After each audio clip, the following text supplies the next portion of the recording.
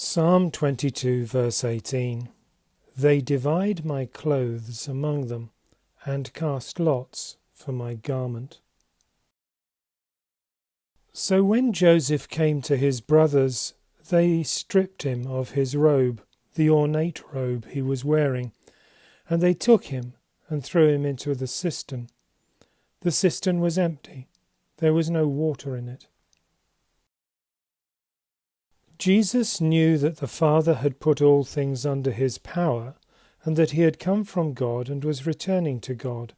So he got up from the meal, took off his outer clothing, and wrapped a towel around his waist.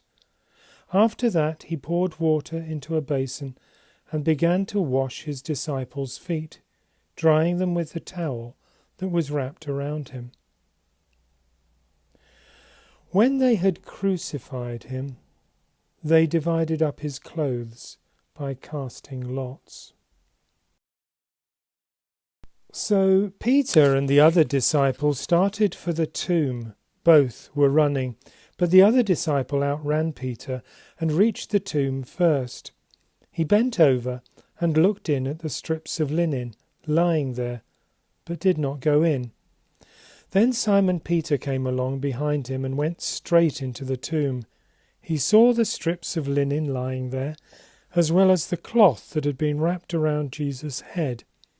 The cloth was still lying in its place, separate from the linen. You say, "I am rich, I have acquired wealth, and do not need a thing." But you do not realize that you are wretched, pitiful, poor, blind, and naked.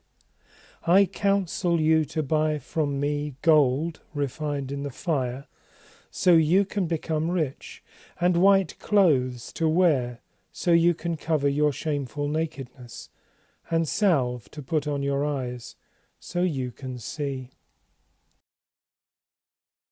Dear Lord, your humiliation purchased our honour. Your nakedness bought our dignity.